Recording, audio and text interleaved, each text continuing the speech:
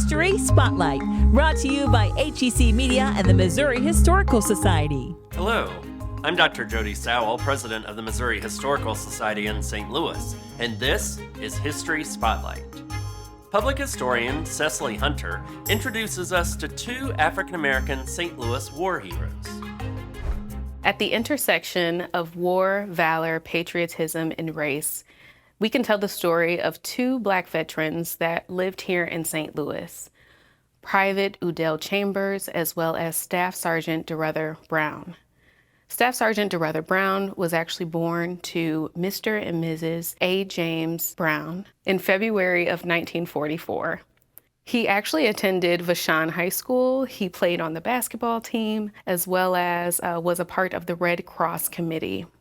In 1963, he enlisted in the U.S. Army. 4 years later, he began his tour in South Vietnam, serving as an armor intelligence specialist in the 1st Infantry Division, Troop B, 1st Squadron, 4th Cavalry Regiment. He sustained multiple wounds and fragmentations that eventually led to his death during the Tet Offensive in 1968.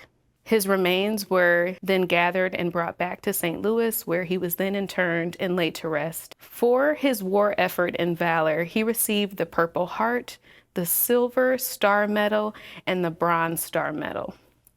Private Udell Chambers was born to Tommy and Betty in February of 1948. He was actually raised in Meacham Park, and he attended Kirkwood School. He became beloved by his community and was known for his efforts and his skill set on the baseball field.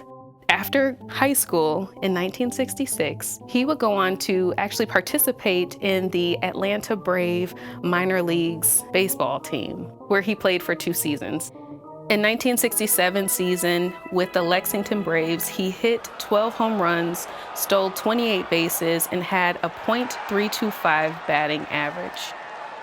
Though by September of 1967, his career was cut short due to being drafted for the war. Private Udell Chambers was killed on June 21, 1968. In South Vietnam when a hostile rocket fire struck his military base. For his sacrifice and his bravery, Private Chambers was awarded the Purple Heart, the National Defense Medal, the Vietnam Campaign Medal, and the Vietnam Service Medal. Next week on History Spotlight, how the only woman on the 1904 World's Fair Governing Board earned her spot. To learn more about the Missouri Historical Society, visit mohistory.org.